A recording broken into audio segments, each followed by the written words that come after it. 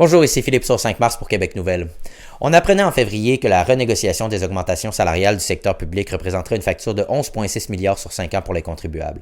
C'est donc sans surprise que le ministre des Finances dévoilait un budget déficitaire historique en début de semaine. En fait, c'est à se demander si Éric Girard et la CAQ ont fait exprès pour en arriver exactement à un déficit de 11 milliards, histoire de prouver les prédictions pessimistes qu'ils faisaient lors de la grève. À l'époque, les chefs syndicaux s'étaient insurgés des propos de Legault qui affirmaient que la renégociation des augmentations salariales et des conditions de travail du secteur public était si coûteuse qu'elle occasionnerait nécessairement un déficit dans le prochain budget. Magali Picard, présidente de la FTQ, considérait cette affirmation extrêmement maladroite et déclarait que les augmentations de salaire ne seraient absolument pas responsables des éventuels déficits. Selon les chefs syndicaux, la raison des déficits serait les chèques cadeaux aux contribuables, les diminutions d'impôts, les subventions et les investissements dans les entreprises privées. Autrement dit, toutes les mesures visant à alléger le fardeau des contribuables et stimuler l'économie. Donc, ça en dit long sur les priorités des syndicalistes. Car on voit bien aujourd'hui que la grève du secteur public et les ententes conclues au terme des négociations sont la cause directe du déficit budgétaire québécois.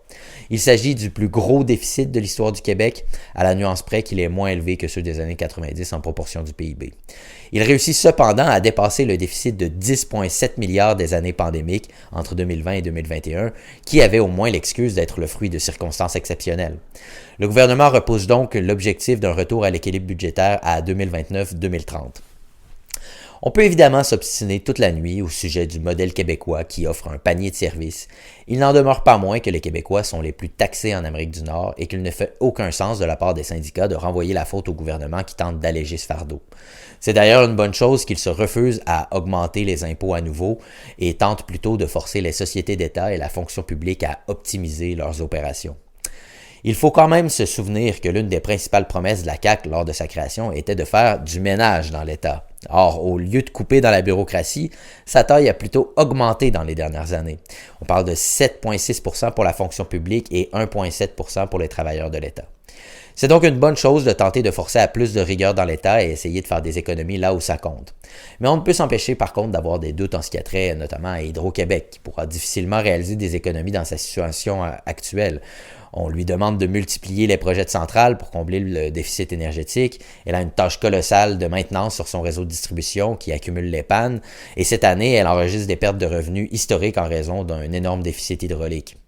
On peut aussi critiquer les milliards en subventions aux entreprises lancées ces dernières années, notamment dans la filière des batteries, et accorder ce point aux syndicats. Or, la CAQ semble agir aussi à ce niveau en annonçant qu'ils évalueraient toutes les options sur la table pour réaliser des économies.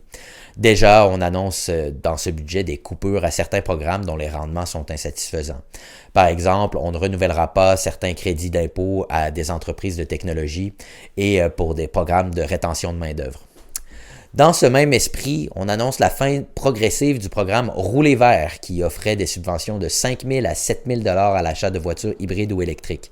Dès 2025, ces subventions passeront de 2 000 à 4 000 $ et à partir de 2027, elles disparaîtront complètement.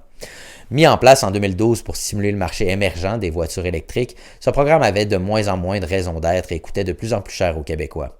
D'autant plus que les cas de fraude où des gens faisaient de la revente de voitures électriques simplement pour profiter des subventions se multipliaient. Bref, il s'agit d'un budget tristement prévisible qui met en relief les problèmes du modèle québécois.